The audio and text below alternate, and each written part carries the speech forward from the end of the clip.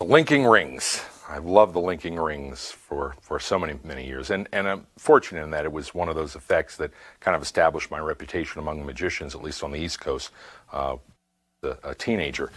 And I have Ken Brook to thank for that. I'd gone to England when I was 17 years old and visited with Ken Brook and spent a couple of days there in the shop with him, and I learned a lot from him and over the years. And it was Ken that talked me into doing the linking rings, and he sold me the Alcaran silver ring routine with these whopping great 15-inch rings. I had to work out for 3 months before I could actually work with the rings. But my routine went through a lot of changes over the period of years, and a big influence on me was Richard Ross.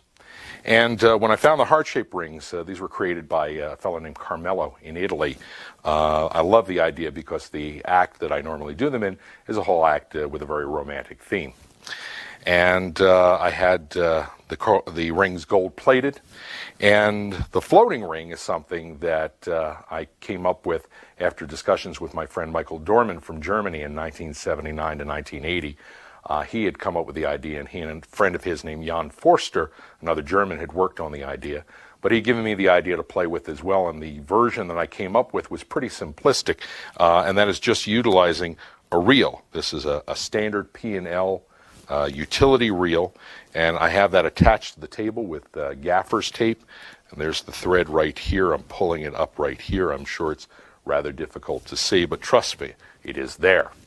So let me turn this around, and I'll go through the actual sequences as I do them, and I'll try to kind of give you some credits on these things as they go along. Let me move this out of the way.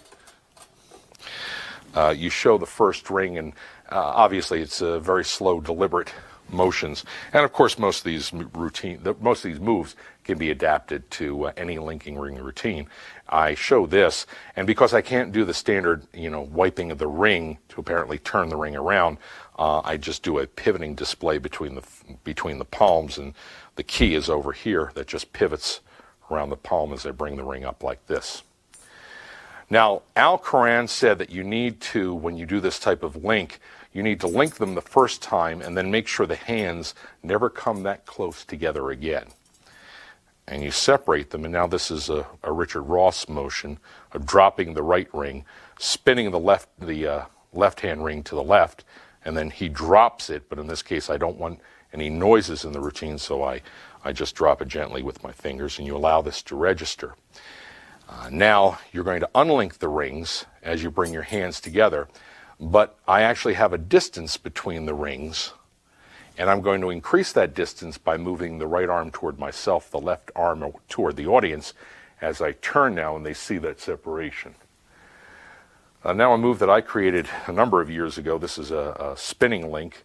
I'm just spinning the ring around the circumference of the fingers, and I turn the key so that it's perpendicular and basically just get my finger out of the way. And if you do it just right, then it'll be a silent link. And again, I put it down here. Now a very standard unlink, which is a pull through, and I believe this came from a Frenchman named Alain Gallard, if I'm not mistaken. And the sell on this thing is to hesitate right before you pull it through. And that's the real sell on it. But I've started utilizing just a little idea that I got from Shudogawa from his ninja ring routine, is to pull it through like this, nothing happens. Now you turn it so it's perpendicular the other way and do that pull through and pause and pull it through. And again, a Richard Ross influence, just waving the rings and letting them link like this. I look to the table and I notice another ring, so I take this one and I bring it up the arm. Now to do that, I just turn it, bring it up the arm, move down and get the other ring, which I show. I pass it through. Because of the shape of the rings, they pass through easily. But with a standard set of linking rings, you can do exactly the same thing. I grab both rings and allow them both to link through. I'm exposing it so they pass through the key right there. Okay. And I let go of the rear ring, and so it forms this trio. Now I reposition by dropping the left hand, grabbing the back ring, letting go with the front ring, and showing the rings in this fashion. And I bring the right hand up, allowing the key to penetrate through the ring in my left hand, so they're actually loose now. And this is a move that I had misread. It was in a book called The Magic of Rink by J. van Rinkhausen, and I had misread his move, and so I came up with this. When you do it with the normal round rings, you can spin them around like this, and you'll see that on another tape when another disc when I explain my regular ring routine. You pop this in the air and catch it. Now you're going to do a move that comes out of the Dave Vernon routine, where you turn the ring on its own axis. They're already separated. You pull it through again, hesitating right at the end. And this beautiful move came from Al Karan's routine, where you flip the rings over the backs of the hands. The key, the opening, is in the crook of the thumb. And you can do this with your hands open like that. So it becomes a very beautiful visual thing, but usually I'll close the hand so I can immediately come forward like this. But even with the hands open, you can do that. And basically the right ring is going over the left ring, and the left ring, the edge here, is pushing into the meat base of the thumb and allowing those rings to pass through one another. You bring them forward like that, and I always do one of these motions.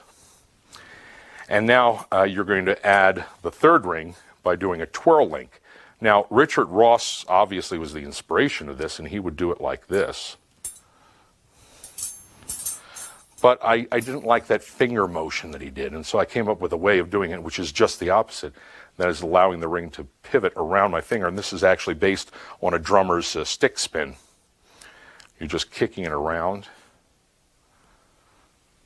And then when you're ready, you bring this ring over and let it penetrate right through the key by opening the index finger and then the thumb.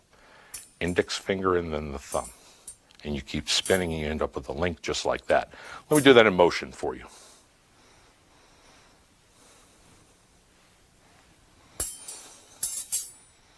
And now you're coming into this final display sequence leading up to the floating ring. And again, this came from J. van Rinkhausen. The first ring, the left ring, goes through the key and up the right arm. Now the left hand takes the bottom ring, turns it perpendicular, and allows the key to move through the ring and up the arm. So the key is now here in the crook of the arm.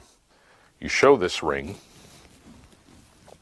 You put this back on the table, and now you just grab the button of your reel as you focus attention over here.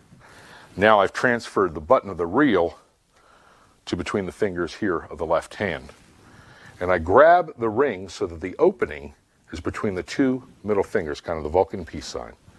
And that way I don't even have to look. All I have to do is feed the ring right between my fingers, and I know it's going to penetrate.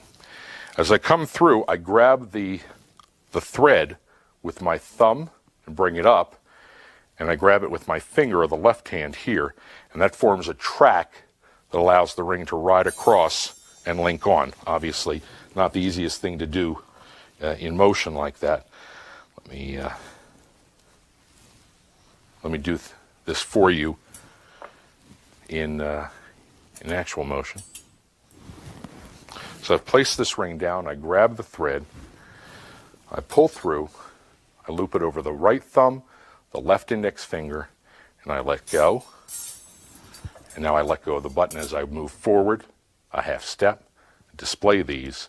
And as I come down, they actually unlink, but the rings stay together. And again, I move from Dave Vernon's routine, where the rings just penetrate, and the secret here is to keep it nice and slow. I place the key ring first, and then the single ring, which I can display far more openly, placed on the table, and that's the linking heart.